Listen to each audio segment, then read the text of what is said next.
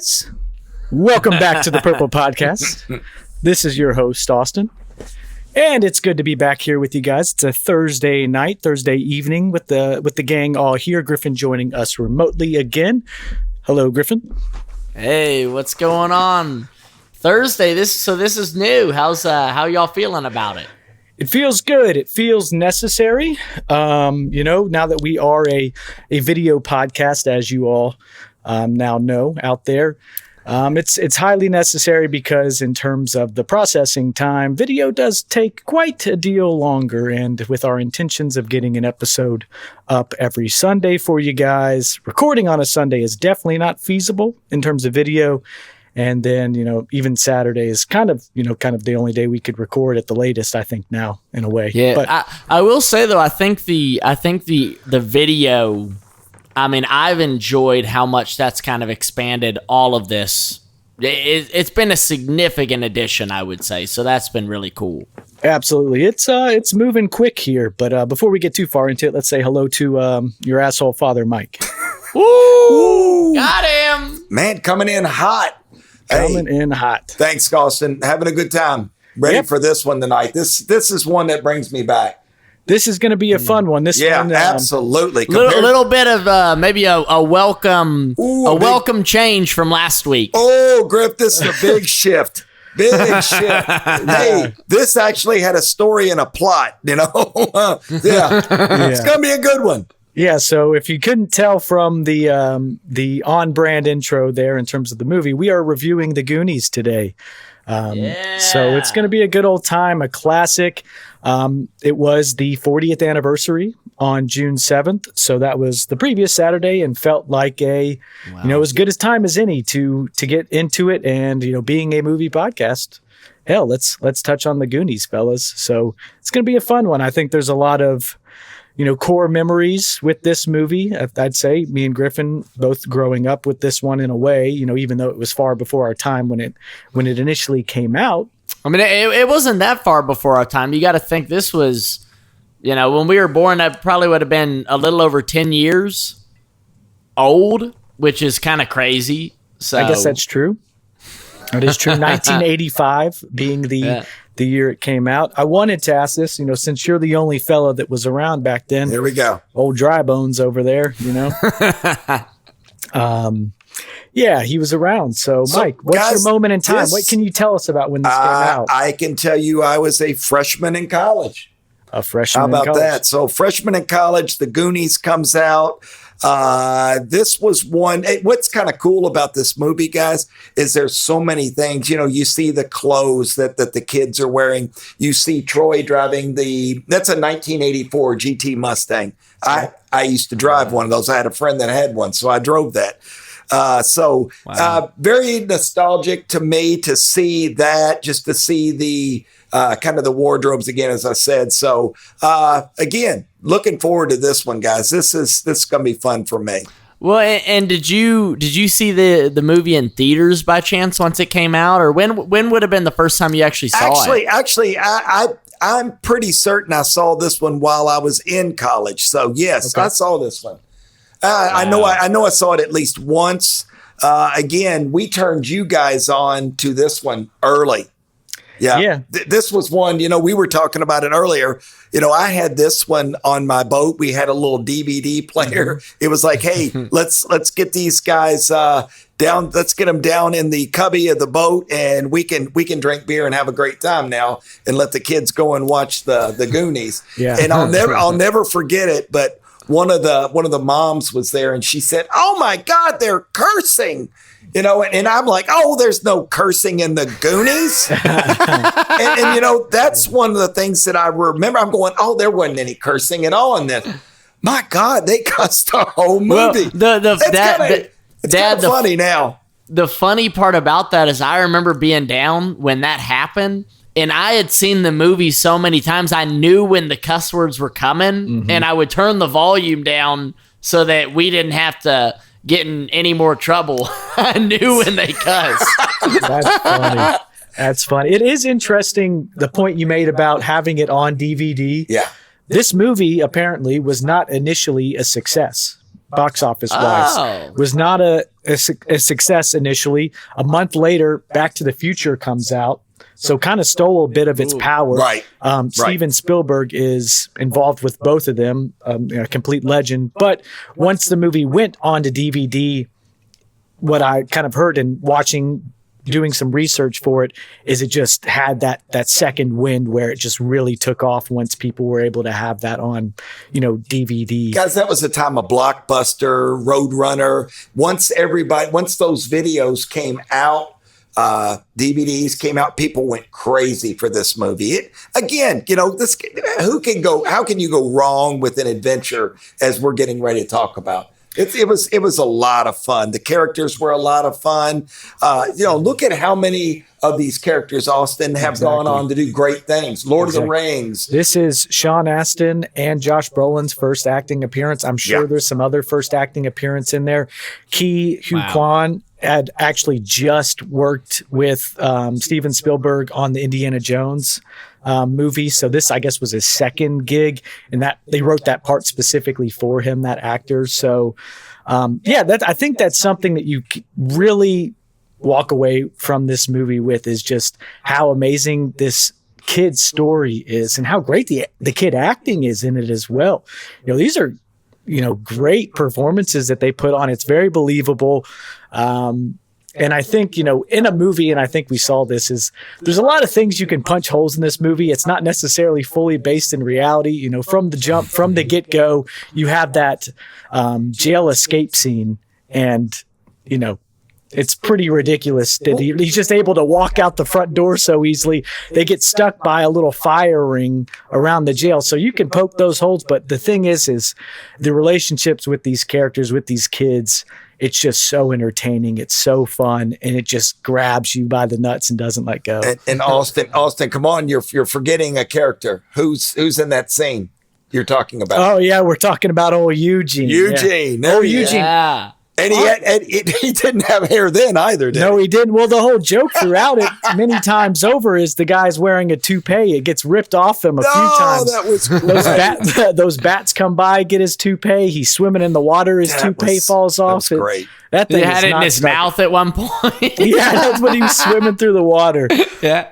Well, I think we're right on track. I think what gets me about this movie, and especially rewatching it, I got to watch it actually on Tuesday night. And for me, it's just seeing that camaraderie you have with your friends growing up, and just all of that excitement and the silliness and the shenanigans. And I think that's what really the 80s movies that I know. And, Dad, you talk about introducing us to the Goonies. I mean, there's so many others that we could go down the list on that we got introduced to. But I feel like that was kind of the calling card, was just these really, I don't know, great stories of adolescence and growing up and, shifting into, new parts of your life. I feel like all of those emotions just kind of flooded back to me watching this movie. And it was amazing. It's just like something a place you've known your whole life, and you come back and it's just the same. It was really something. And Griffin, you learned some new words from this movie as a kid, didn't you? Oh, I'm sure that I did. Yeah, I mean, you knew it when they were coming up. You were turning it down. I wish I could remember whose mom that was. Boy, she was all over me. She goes, "I can't believe you're watching." Hey, Dad, I remember who it was. I can tell you after this. Okay. Yeah, we won't name drop on the episode. Hey, before we get a little too far into this, Griff, let's do a little he's clinkies here. Guzzling. Yeah, he's about ready to Good pour God. himself another glass. Yeah, spin her around. I a will little admit, bit. this is kombucha, my guys. But Oh, wow. just my as God. delicious. Looks like it. Oh. Well, Cheers. let's give it clinkies. Clinks. Clinks. Clink. There it is. Good Lord, kombucha. Oh. Drinking on a Tempranillo tonight, a Spanish wine. And Wow. so the famous wine of Rioja of Spain, its biggest grape. And how fitting, they're on a Spanish quest in a way, that map and everything, Spanish. So how about that, guys? You like that? Nice. And when was this wine? Was this a 1632 wine? No, not quite. It wasn't up in Mr. Walsh's attic sitting for however long that was. That family was funny watching back on that. I had kind of some different perspectives there on, who they were, with their father being the museum caretaker, having all that stuff, the way their mom is just kind of hectic. And they do that funny thing where I guess Mikey says, like, that's what I said, when he like fucked up saying something. You hear his mom do that at some point too, when she's saying you're going to be Hare Krishna or whatever, when he's running out the door, Bran, to catch the kids. Man, but what an electric movie, and it starts phenomenally. I think honestly, some of my favorite scenes, if not my favorite scenes, are the ones at the very beginning of the movie. Really? Well, that makes sense. I mean, Griffin, that makes a lot of sense. I'm guys, you all know how I am. I put down my notes. I went through the first 30, let's say called 40 minutes of the movie. That's where all my notes are. The end, I'm kind of leaving that up to you because I know you guys love it. But there were some great lines in the beginning of the movie. Mouth, he tears it up in the beginning of this movie. Oh, I mean, for sure. He was on fire when Miss Walsh says, "Hey, can you interpret this for me?" Oh, that whole scene was great. Boys. That I was with Rosalita. Yeah, Rosalita. What that gets had me in tears. What gets me, it's funny. I noticed this way more watching this time around, just how important each character is and how they bring their own skill set to everything, and how, they really are working as a team to make this all happen. Of course, Mikey you have as the leader. I mean, Mouth is translating the document. You know what I mean? Like, doing all of that stuff. And freaking Chunk, I didn't realize how important he was to everything. If he didn't break half the damn things, they wouldn't have gotten anywhere. I mean, he was setting up scenes and making shit happen on a whim just by being himself. It was hilarious. Chunk is phenomenal. And then when you introduce Sloth as well, I mean, the movie becomes the Chunk and Sloth movie, It's the quirks and the things with them. There's so many great lines in there. When Chunk, they need to dig through the floor, and Mouth goes, "Oh, we'll just put some chocolate all over the floor, and Chunk will eat right through the floor." Oh my God. Now, here's a question with some of that in mind. Could the Goonies be made today? Could it be made today? Well, Griffin, Austin, I'll say it, but right off the bat, the hanging scene. They couldn't do that nowadays, guys. Not a kid's movie, no. No. I mean, guys, I think we ought to start. Was that a kid's movie? Not by today's standards, no. I was definitely taken aback because they say shit all the time in that movie. That movie is rated PG. Griffin, I did not win Father of the Year that year. We all went out on the boat, and I was letting you all watch this movie. Let's face it, maybe I was doing a lot of clinkies back then. Yeah, but I was definitely not Father of the Year. I'm going to end up with a purple mouth by the end of this. Oh, my goodness. Oh, gosh. But, guys, some of these scenes were just, they're so fun. My guy, and I'll talk about him more and more, Mouth, the scene when Chunk knocks over the statue and they're trying to put his willy back on, and they put it upside down, and the Chunks or something. Which one says, "Hey, you've got it upside down"? I think Mikey says, you put it upside down. Yeah, and then Mouth goes, "No, Bran says that." I think it's and what does Mouth say? Hey, wouldn't be there if it wasn't. Yeah, Mouth goes, "That's my mom's favorite part." I'm like, oh my God. And then Mouth pops by and he goes, "Yeah, you wouldn't have been here if it weren't." It was just, gosh. Yeah. I do think that's one of the strongest scenes in the movie, because that's when we first really get introduced to these characters. You have the chase shootout scene, which insane that the police are just opening fire in the middle of the town. Kids are bobbing for, she grabs the crab out. Chunk's just up against the window and you can easily catch a stray, square to the face. But I think something else interesting, like just the setting of the movie being out. It's Astoria, Oregon, right? Yes. Yeah. Yeah. Astoria. Yeah. Could you were you guys kind of just amazed by? I mean, I thought it was just a beautiful scenery, of course, a beautiful setting, and I mean, pretty isolated too. So like, I don't know, and I guess it was the 80s as well, so maybe that was a little bit more feasible than us.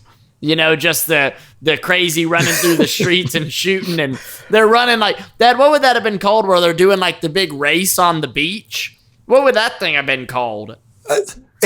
Griffin, that's funny you say that, but they didn't even call it 4-wheel drives. They were calling it RVs. ORV is what. Yeah, and they weren't even calling it 4-wheel drives. 4-wheel drives were not that big back then, guys. That's something that, nowadays everybody's got an SUV. Back then, that was not as popular back then. So they make a comment when Ma takes off, and that was a 4-speed. Y'all probably don't even know what that was, that she just takes off and peels out when she's driving that. Mama's whipping that thing. Mama was killing it, wasn't she? I mean, she won that damn race. You saw it. She won that damn race. She was speeding out ahead of her. But that's what I mean. That's one of the things you could poke holes all in, like the absurdity of some of these scenes. But there's no fucking sense in that. No, there's that's not what it's about at all. Oh no! This is just a fairy tale. It's just an adventure for kids. I mean, it's a literal treasure hunt. It's a treasure hunt. I mean, yes. And who loves treasure hunts more than me? So if there's a Declaration of Independence involved, that's gonna be a one we review later down the line, boys. Yeah, maybe. Hey, it's and next. you know what? Damn. National treasure, baby. Austin, we may have to go on site for that one. Oh, fun, guys. Oh gosh, yeah. Well, I mean, what do we want to say, guys? Do we want to talk about some of the swashbuckling? What do we want to talk about? Well, I think we might just talk about some of our favorite scenes here, Yeah. Why not? Guys, my one of my favorite scenes is Miss Walsh. She says, interpret, and Mouth says, and I wrote a couple of these down because I thought they were funny. The marijuana, he's saying it in Spanish, and Griffin, you could probably do this. The marijuana goes in the top drawer. Cocaine and speed goes in the bottom. And it's just the way he said it. Always separate the drugs is what he says. Oh, Hay que separar las drogas. Yeah, yes, that's what he says. My daughter watched it with me the other night, and she saw me typing up. She goes, "Dad, make sure you say that right, because that's funny." She was laughing right along. Did you guys know that they don't play that scene on like TV? I would say that's not on regular TV. They apparently say the cockroaches part at the end, but they don't include the sex torture devices in the attic. I will say I've seen a version on TV where they don't even show when they're putting the dick back on the statue. Yeah, they won't even show that whole scene. The close up. Yeah, they won't show that close up that they do in the TV version. Mrs. Walsh's favorite part. Yeah, her favorite part they will not present in all its glory. Yeah, I think man, like you said, I think another amazing aspect is all of Data's just crazy little gadgets and stuff like those kind of struck me more this time around as well. Like, I mean, he's literally saved by those pinchers of peril. Yeah. I mean, literally saved by those things. And I cracked out loud when that happened because there's a great, like, that sequence of scenes is phenomenal. Because what happens is we have the Chunk interrogation, which I think I just am going to say this. This is probably my favorite scene when they got Chunk interrogation. When they got Chunk's hand in the blender. And I love how, what's his name?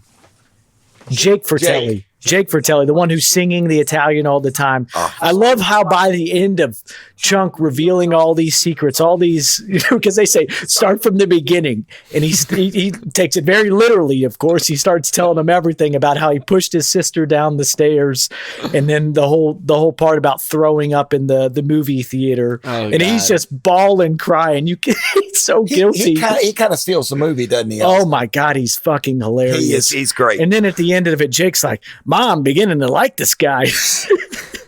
And I'm watching his face, then he's like, and then when he says, puree. You see the guys like Jake's face because he's begun to like. Did he do that?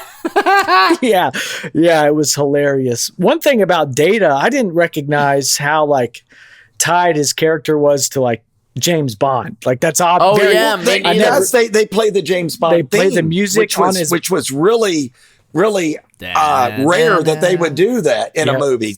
Back then that was really cool. Exactly. They play the James Bond music, and on his belt even it says 007. Yeah. And then at some point Mikey calls him 00 negative. That's, I mean, some of the better parts of the movie.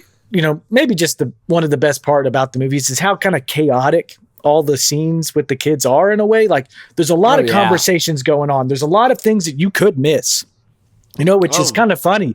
They don't draw too much attention to some of these lines, but some of the funniest parts are just the dumbass shit that they're saying in between all the scuffle of everyone else talking. Like at some point, I think Chunk says something about a fucking Big Mac, and I don't know. There's just all kinds of parts like that. What about when Ma says, he says, "Hey, what do you all serve at this restaurant?" And Ma says, "We serve tongues." That was kind of cute, and he's sitting there like, oh God, she's going to cut it. And he thought she was going to cut his tongue out. Well, she grabbed him by the mouth. But also in that scene, and I thought I guess saying that I know a little wine a little better now. Mouth, who's supposed to be this, like we said, kind of loudmouth character who thinks he knows a lot more than he really does. It said, "I want a fettuccine 1881." And it's like that's a fucking, fettuccine. It's not a fucking wine, but it's just goofy shit like that. It's a lot of fun. It's a great movie. Favorite characters out, Chunk interrogation. So you have that interrogation. Yeah. By the end of that, you get the well scene, which is just great. Massive stuff. Maybe earns, Sean Astin the Samwise Gamgee role. You see that and the things that he does so well. Well, that's pushing a little far off, but like the chops were there from a young age. No doubt, Austin. Good point. Yeah. I know that it sometimes things happen and you get this weird feeling.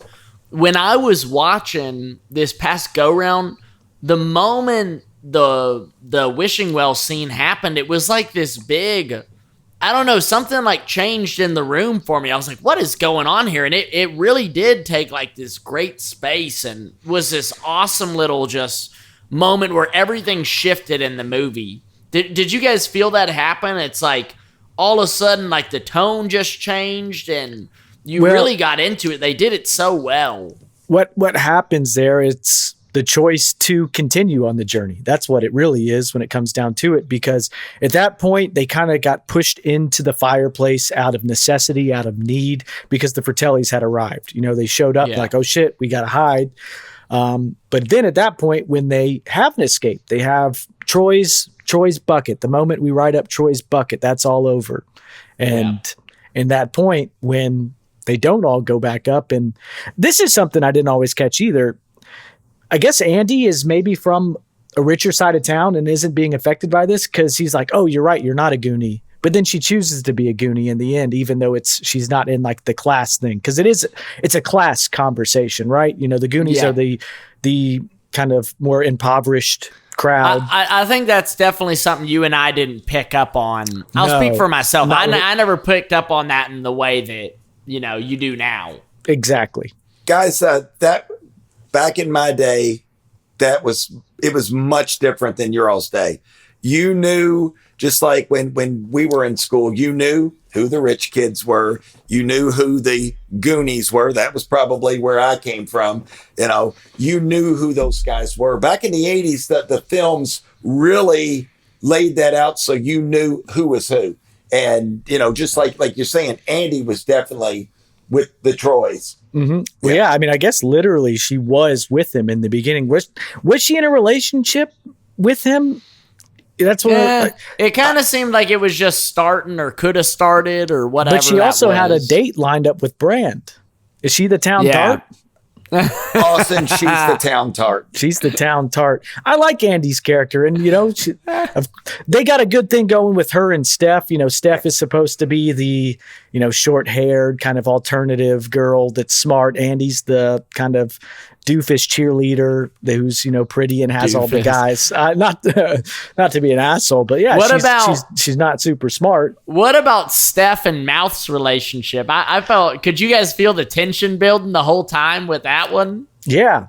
There's some weird things with age differences too in between these relationships, right? Yeah, are you talking about the Mikey kiss scene? The Mikey kiss scene, yeah. That thing and even throughout it, man, and this is really fun, a really cool theme that I had never really picked up on, just because, like you said, when you're younger, you're just not going to have the wherewithal to notice or recognize a lot of these things. There's a lot of Mikey that I think Brand is jealous of throughout the movie. You see that. And I think that's just another one of those little things where Austin, Mikey gets it first. Austin, gosh. It shifts from Brand's he's the leader to Mikey's the leader. And it shifts in the movie. It's the scene you boys are talking about. That is when you go, oh, Brand he's the leader. And now, Mikey's taking over. He goes, it's our time, guys. And he kind of gives the rah-rah speech like, come on, follow me. We've gotten further than, what was it, Chester Cobblepot? So it's like, come on, Chester. Guys. Yeah. So Mikey, maybe he was a little jealous of old Mikey. I think Mikey's definitely the dude. Yeah, he is. And I got some interesting things to say about Mikey there. And that there's even that part where, Brand says, I'm in charge. And then Mikey immediately comes up and says, Data, you got a flashlight? He says, I'm in charge. Data, do you have a flashlight? So there is that. There's this dynamic going on. Yeah. And I think it's actually even somewhat a conversation of, Brand is with them. He's with these with this group of children, basically, that are a lot younger than him. And I think there's an admirable, naivety, bravity, whatever you want to call it, about being a child, because they're full blown into this, and he has some reservations. He's trying to pull back at first, and I think there is a lot and there's this even this point where he's like, oh, and that's what I get, that guy, and it's him referring to Mikey and how head forward he is going into all these kind of things. Well, doesn't Mikey even say something like that in the well scene? I think he says something really cool about this is our time. Our parents are up there doing this, and we're here. This is our time and our place, and let's use this energy in this kind of craziness and this naivete to do good and to do what is right. And I think what's awesome is like you said, it's kind of, maybe it's a little far-fetched, some of this stuff, but I think it's rooted enough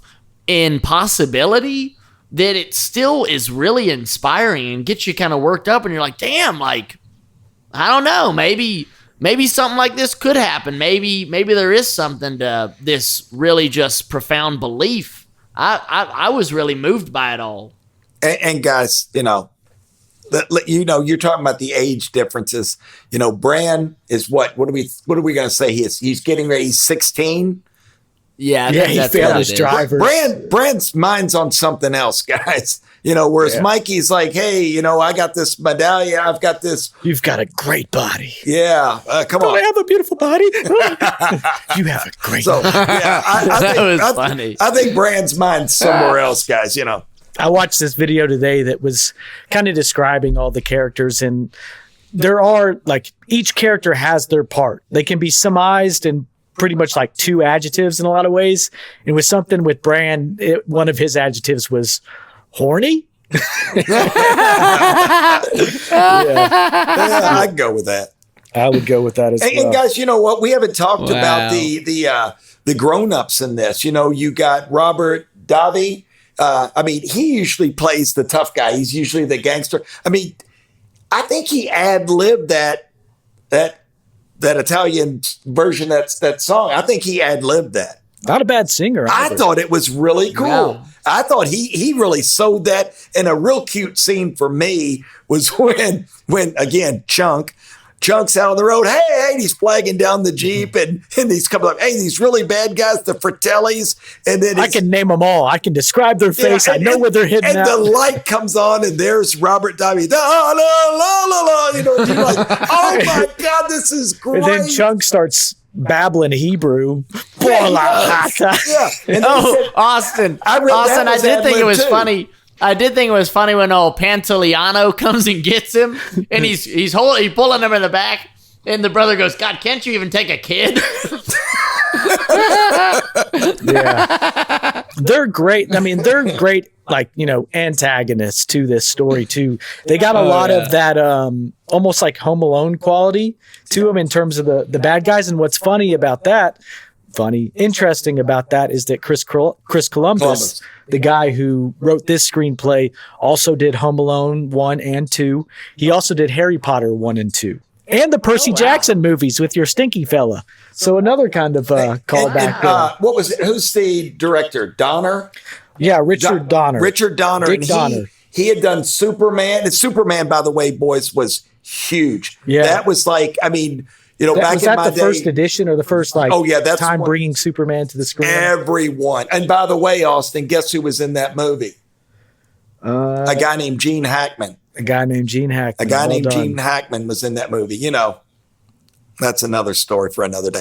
But Austin, that was it was huge seller. But did you notice Sloth when he pulls off his shirt? Mm-hmm. Hey guys, and exactly. Good call. Yeah, yep. I thought that was really cool. Absolutely. And there's a lot of that. And Mikey, even Mikey, when he's in bed, and like one of the first scenes, he had Superman sheets.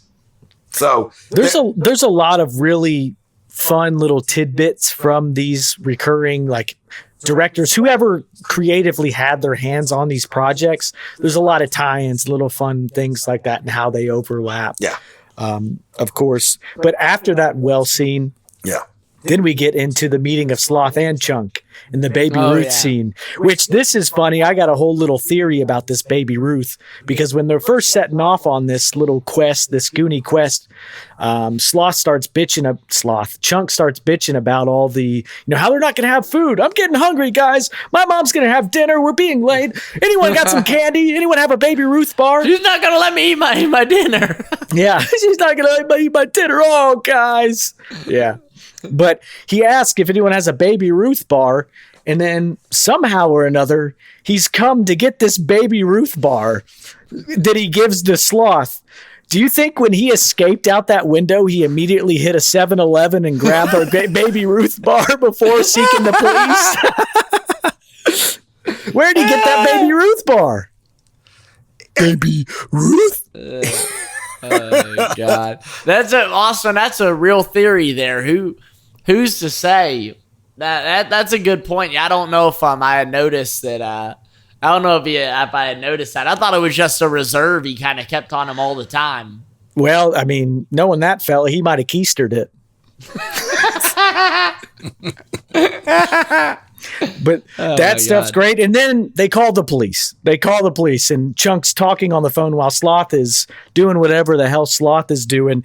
And the police recognizes him. He's like, "That you again, Lawrence?" He's like, "I'm with this guy." I was like, "Oh, so is this like the time when 50 Iranian terrorists took over all the Sizzlers and the Sizzler steakhouses in town?" And then there's a Gremlins reference.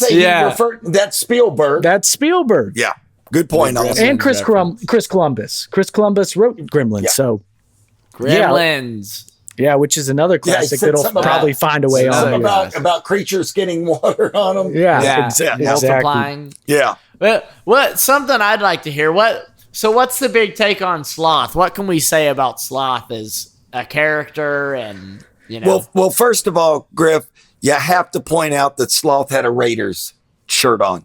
And he played for the Raiders. And why would that have been, Dad? Because he was a stud. That's John Matuzak. So, as a kid growing up, John was the dude. He was that guy. He was a bigger than life fella.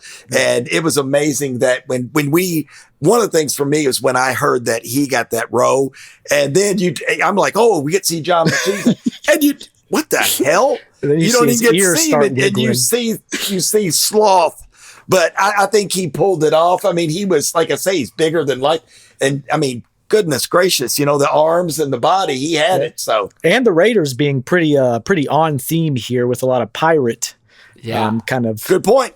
Pirate theme going on throughout this. And that's one of the things when I was doing a little research, they talk about how many pirate themes are in this movie, and there's pirate themes throughout.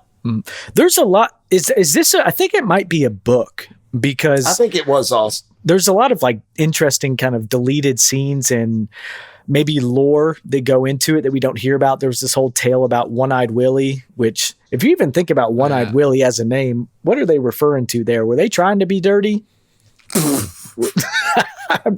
I mean, was that like a little? That's definitely like a slang term. To all of our listeners right now, I'm sorry that the wine must be. I'm not the one who wrote it, man. But blame Spielberg. Oh my gosh! But Sloth, I mean, this is probably one of those parts where, when you consider in today's day and age, probably not something that maybe would have flown over as well, just in terms of how they're depicting, a handicapped individual, right? There's people can have gripes with that. So, especially when you find out why he's the way he is, Ma. Rockabye baby, and the treat, and then she says, when the bow breaks and Ma, you dropped me, and you're going, oh no. And then and then you find out she's dropped him a couple of times. Oh yeah. The poor fella. Maybe twice. So it's like, oh God, so how many times was it really? Poor Sloth, but he makes it out all right, he finds love. And he finds a new family. He finds a new family. That stuff is really heartwarming, man. And as goofy as they, make the story and his character, like there is so much of that heartwarming, great stuff in there that you just love, and you're like, when he and Chunk bond together too. Two of the that's what I mean. Two rejects, and they get together and they find their peace, and they come and save the freaking day too. So it's like. The rejects of the rejects. So Austin, it's going to be great at the end when we say, what's the theme? Griffin can't say trust. Yeah. So I can't wait to hear this tonight. I mean, honestly, it was Griffin. Truth. I'm sorry. Truth. Yeah, there it is. That's even better. But there's so much love in this. I do want to point out one of the cute scenes in the movie.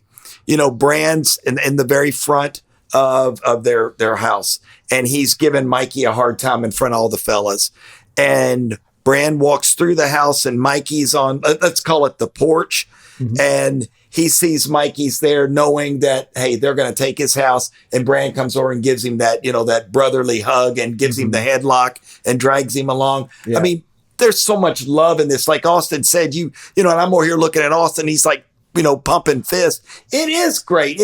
This is the kind of movie that, again, back in the 80s, life was great back in the 80s. Like the 80s were fun. And it was great to see the happy ending, the love, the family, everybody, the happily ever after. And this was a lot of that, guys. This is one of those at the end, you walk out.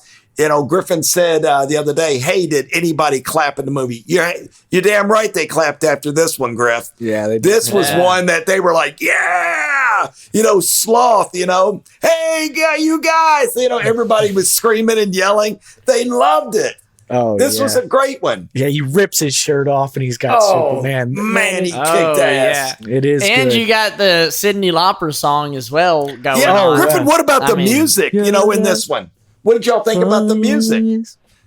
Honestly, when I was thinking back, like, there's almost like not too much music in it. Like, there's really good music in it, and that song is iconic. Like, when I think of the Goonies, that song is what immediately pops into my head. For sure. That song was made in for her the movie, face, right? Like in the scene, like when they have her on the TV. Yeah, it was made for the movie. You should have seen her on MTV back in the day. She was crazy, always bouncing around and just kind of this, this little quirky chick. But that song kicked ass. Let's just say it. It was perfect, and I love it. The very tail end of the song, she goes, Goonies, and you're like, Goonies. Yeah, I love that. Yeah. Yeah, it's really cute. Well, all right, fellas, let's hop into our categories here. Let's get rolling on these. Do we want to start? Let's start with our characters here. And you know what? Fuck it, I'll start here. Kick it. There's a lot of amazing ones. You got Mikey, who's just the all-American kid. Everyone loves this guy. Everyone wants to be this guy. You want to be as brave as him. Even his older brother wants to be like him. You can see it. Watch it again. Pay attention to that next time. I bet you're going to come back with the same kind of idea.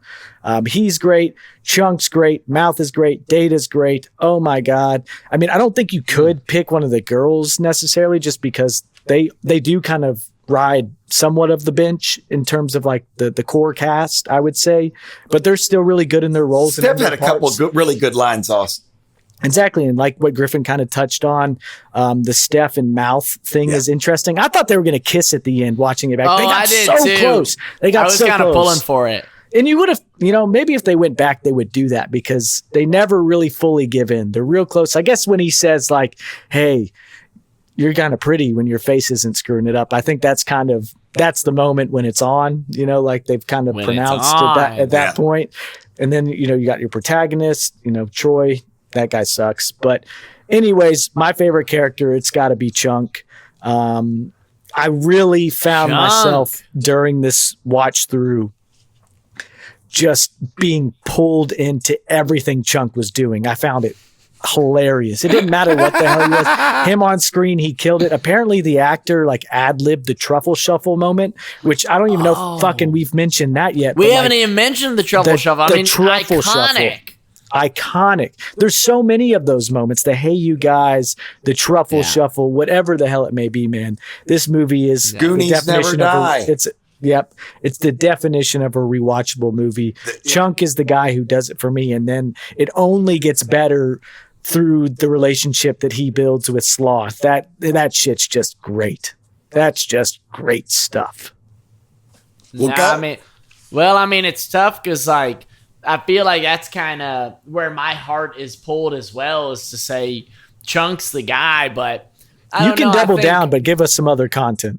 Yeah, I mean, yeah, that's tough because Chunk is just so good. I think that Mouth maybe doesn't get enough credit because, again, like, I was just thinking about it. It's like, literally, this guy is translating this centuries-old document and making it even possible for them to go on this journey. Mm-hmm. Something I will say, I'll give a gripe. I'm going to be that asshole. I'm going to give a gripe. Well, there's plenty of, go for it. There is no way when he's translating this document, he's speaking in this kind of rhythmic, rhyme-like way. The translation would not, there's no way in hell the translation would be so perfect. If they're writing in these riddles in Spanish, it would not translate exactly to English in that way. Yeah, pirate Spanish. That's my BS. My BS gripe or whatever, but I think Mouth could be my favorite character. I think he has some hilarious moments, but there's also a bit of depth to the character too, because you see the class clown persona, but there's also those moments, with Steph. There's the moment in the well when he says, "Hey, well, this is my wish, this is my dream, I'm taking it back." I mean that's pretty damn heavy, I think. I'm gonna give it up to Mouth. I think he needs a shout out. Go Mouth. Go Mouth. Griff, I completely agree. I said it from the get-go. I think Mouth, again, did you all recognize the shirt he was wearing? Oh, what was he wearing? I did see. Was it purple? Yeah, it was Purple Rain. I saw it. Yeah, I mean, again, guys, that's really cool too, because that may be a nerd. Purple Rain came out in '84. Am I wrong? It did come out in '84. So that was again, fresh. Griffin, just everything in the movie was basically '84. You see you see that Mustang and you see Troy the convertible, all that. Everything was '84. That's what was kind of cool for me. Again, I said all the clothes and that, but Mouth to me, I agree with Austin. I think Chunk, the more I watch it, the more I like Chunk, okay? Yeah, but Mouth had he had those funny lines at the beginning when he's messing with Rosalita. That's funny stuff. And, him going back and forth about, hey, Mikey, you wouldn't have been here if it weren't for your mom's favorite piece. I thought those were really cute jokes throughout. And he kind of kept it really light humored throughout the movie. He was kind of the jokester, but was he really? I mean, the guy, obviously, he knew Spanish. I mean, he could speak Spanish very fluent, I thought. And Griffin, do you think he did a nice job with that? Yeah, I think he did do well. I think so. I think that was. I think he did I was sure. impressed, and I don't know if this. I think this guy is he's a tenured actor at this point. I think he had done Stand By Me before this.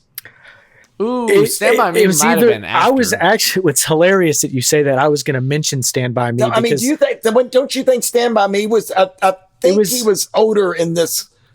I think he was older in Stand By Me. That's what I thought. I thought he was older in Stand By Me. Then guess what? I stand corrected. Yeah. I was you're good.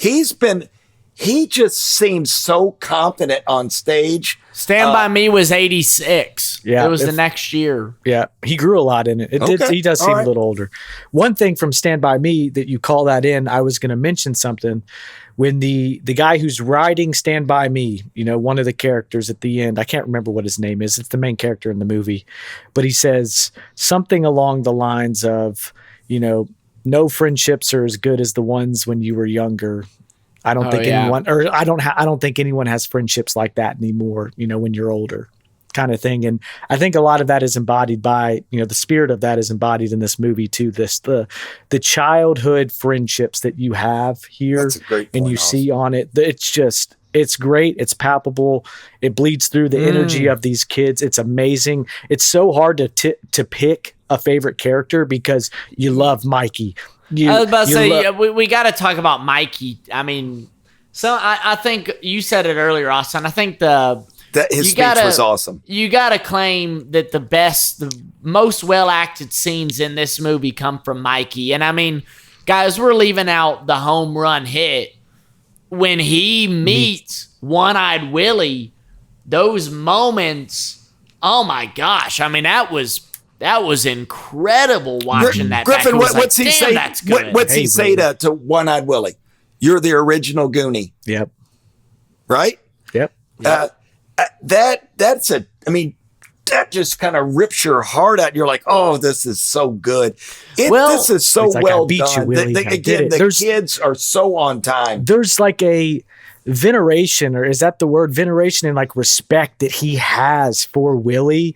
It's like so true and pure, and it's something that's only like, it almost only feels possible in like childhood for some reason, that you would like so wholeheartedly just, I don't know, there's like this great veneration. It's a mythology. Yeah, it's mythological.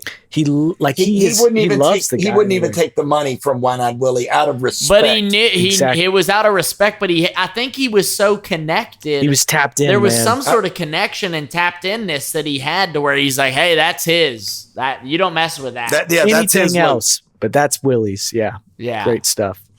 Oh my gosh, an X Factor character for me that I maybe never connected with or really paid all too much attention to when growing up and watching it was Jake Fratelli. I think he did a lot better than our boy Eugene. I think he was a lot more likable and he had a much more prominent role as one of the brothers.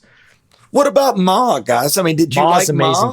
Ma's amazing too. Oh gosh, I'm sure she's gone now. Rest in peace. Yeah, she was on it was the Sylvester Stallone movie where, Who Threw Mama Off the Train or something like that. I think she was in one of those. I love how Sloth just picks that old woman up. Oh, God. Yeah. Threw her off the side. Oh, my God. Hey, Ma, oh, man. Funny.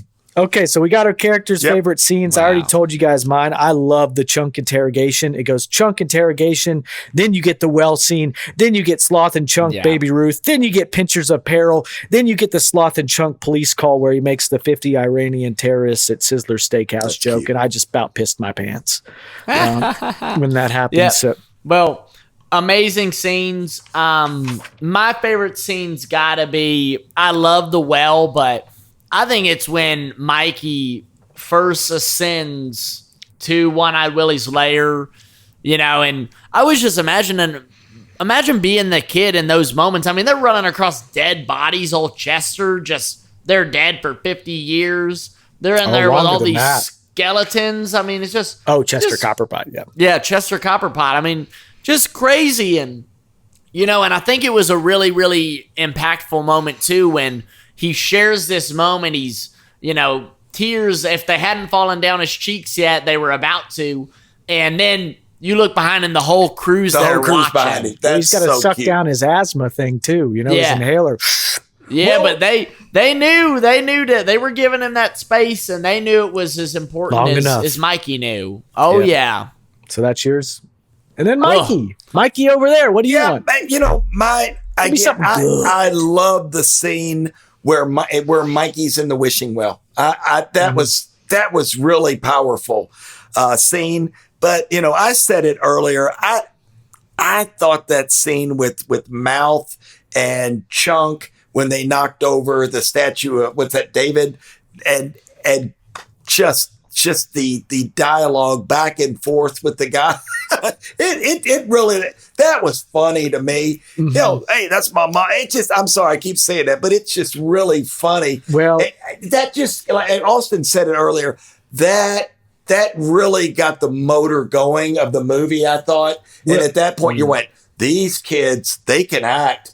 This is going to be really good. Well, you get to know those core characters in that scene well for the first time. You get to see them and how they interact as a group, too. It's not just them individually. It's them as a group. It's Mouth making him do the truffle shuffle, Chunk the truffle shuffle, and then the Rube Goldberg whole mechanism. And throughout this movie, the booby traps and all those little kind of gizmos and things. The booby traps? I think that's a big kind of thing. Yeah. That's what I said. Booby traps. Exactly. Right. Well, let's say this too, and correct me if I'm wrong, is it holy, what does he say? Holy Mary, Mother of God. Holy Mary, Mother of God. Yeah. When you see that ship out on the freaking sea, how amazing was that? Goosebumps all over your arms. And that's, again, when I was in the theater, people, they loved crazy. it. Yeah. They loved it. That was amazing. I think that also seeing all of the families reunite was really beautiful. I watched a video that said that the actual mom that gives Chunk a kiss, that was his real mom. And then which is really funny. I think that with Data, the dad scene with him, you are my best invention, whatever he says. That was really cute. He's just awesome. like him. So and cute. He makes these goofy ass, contraptions that barely work. Even Andy says at some point, like right there, she's like, "Oh, watch this," and they're looking over him, and he has that camera shoot out of his belt or whatever the fuck, and it messes up. He's like, "Oh, Dad, you can't hug a picture." That was a great scene. Yeah. God, that's so good. So what an amazing movie. We'll finish up here with our themes and things. Some things I got written down here. The Brandon Mikey dynamic, I think, is really kind of interesting. Something I had picked up when I was younger. My old Baby Ruth theory, which is quite funny. But I would say the one that has to be for me is, friendship, and that being childhood friendship. The purity of it, and just everything feels different then. It really does. And, I guess when you get older, you start to kind of recognize that. And it's hard to capture that because you get a little more unsure when you're older because you know too much kind of thing. But when you're a kid and you're kind of pure and true to what you know, and that's all you know, like there's a really beautiful thing about that, and seeing all these kids kind of carry that and interact together. You want to be a kid again, man. I want to be a goddamn Goonie, right? I like to think I still am. Maybe we're honorary, yeah. You know what, guys? I think what makes me so happy, here we are, you guys were probably 10, 12, 13 maybe when we're younger than that. Yeah, maybe even younger than that. We used to go out on the boat, and you guys would watch. You'd watch. Here we are, 15 years later and 14 years later, and you guys were talking about how great this movie is, and Austin's like, hey, now that I'm older, I realize this. I think that's going to change throughout our lives when you watch a movie like this. To me, the theme is, I said it earlier, it's love. I mean, goosebumps on my arm when you see Dada and his father, and he said, you're my best invention. The father said that. Come on, guys. That was wonderful. You see Chunk kiss his mom. Chunk adopt Sloth, basically. Oh, God. You're gonna come live with us now. Yeah, I mean, that was so great. It's so corny, but it's just, gosh, you love it. And Griffin, the father, there will be no, and he throws up that confetti. That's always been one of my gripes. It's like, hey, dumbass, if you wouldn't have got yourself in this position, you wouldn't have to do that, Well, also, he just assumed that those jewels were going to cover whatever the fuck they needed. So here he that kind of got me, too. Yeah. It was so immediate. He was like, oh, yeah. There will be no more. There'll be no more signing. What's funny about that scene, too, is that you see someone else throw more of it in the air after he's thrown it. So it's just like a whole confetti moment. And why didn't Rosalita run off with all those jewels? After what loyalty does she have to these people that she thinks have a torture devices in their attic and things like that? Cocaine or marijuana goes in the top drawer, and cocaine and speed in the bottom drawer. Maybe she wanted some of that funk. Yeah, maybe she was hanging out with Eugene. You never know. Yeah. Griff, what's your thing? I can't wait to hear it. Trust. Adventure. Woo! Adventure, baby. Beautiful. That's our boy. We all need some adventure in our lives. And we do.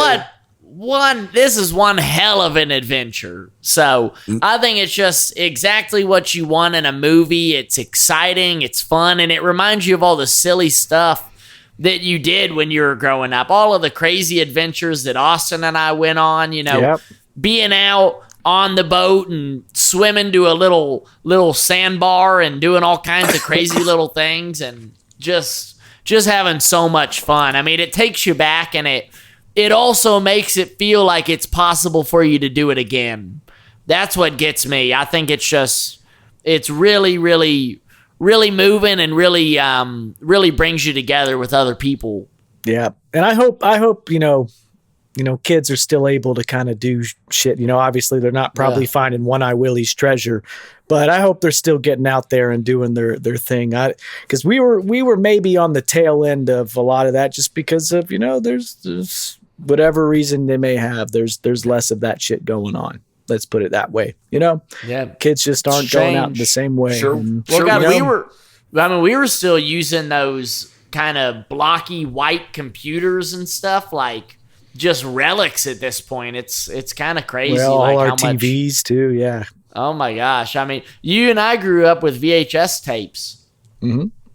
So kind of wild stuff. Yep. CDs were still used. Well, you guys are so old. Not a VHS, but a cassette. I want the last thing, you kind of already mentioned, Mike's moment in time, what was happening in 85 when this came out. Can you say anything else about like what the world was like, or just like what the theme, maybe not what the theme, but like what the feeling in the U.S. was like at that time? Like what was going on? I can tell you one thing.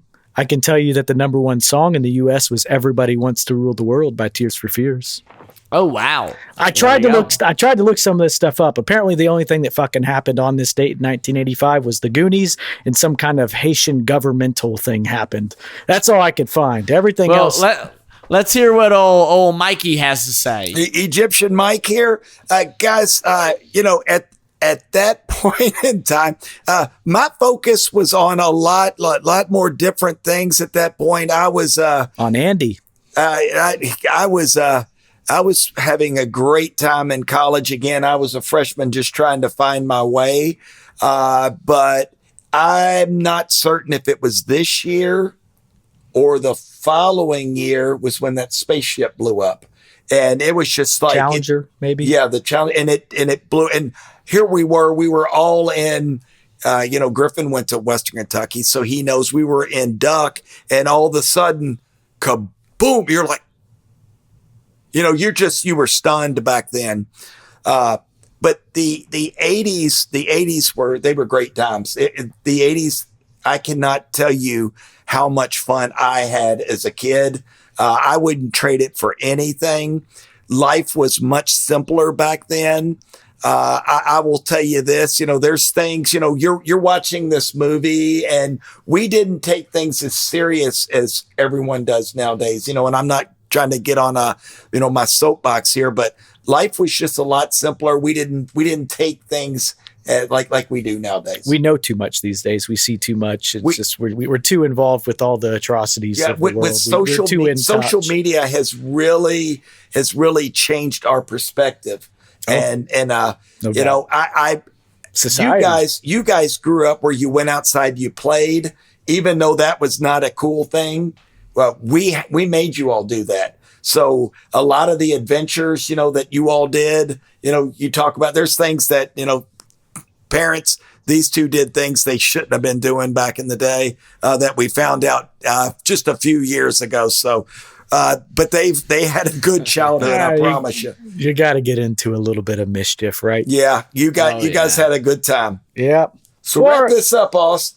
Yeah, let's get out of here. We were trying to do this one a little shorter, but we still managed to get to an hour. But whatever, guys. Oh, we loved it. We loved it. We love ourselves and love hearing ourselves talk. That's for certain. But yeah, maybe Goonies 2 actually comes out at some point. That is confirmed. Woo! That is confirmed. It is very possible that happens. And the thing is that's, typically I would be very, very wary, which I still am. Don't get me wrong.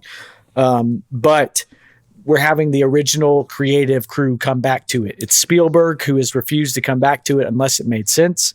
It's Chris Columbus. It's Chris Columbus, and I believe Richard Donner is going to be involved. And I'm sure. I think Richard Donner passed away, Oss. Then I am making that part up. But I know Chris Columbus and Spielberg are involved with it, and I would believe that they're going to try to bring in some of the original cast in some kind of form or fashion. Oh gosh, I would hope so. But what an unbelievably great movie. It's one that, man, you got to imagine what it was like when you're putting this thing out into the world. You have no earthly, belief that it's going to turn into something that is so well loved. And what it did for a lot of these actors too, the careers that they've gone on to have after this. I don't think we've touched on that enough, but everyone knows what Sean Astin's done, what Josh Brolin's done. Corey Feldman did his whole thing. Ke Huy Quan's back and has been on an amazing run. But just what a great thing. It hit the zeitgeist, man. Iconic, classic, everything that you dream a movie can be. That's what the Goonies is. Yep, it struck a chord, and man, that thing is still fucking ringing. So, amazing movie. Love it.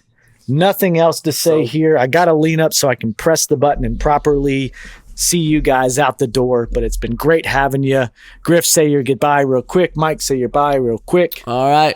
Thank you, Oss, for having us on. Purple Podcast. Keep on hearing it. Keep on listening. We got good stuff coming. We got Austin on these Instagram, TikTok reels, just he's killing rocking the show. He's doing it. And, we believe in this 100% of the way. Purple Podcast. Hey, on to the next one. Absolutely. Yes, I mean, like you guys said, here we are on a Thursday night.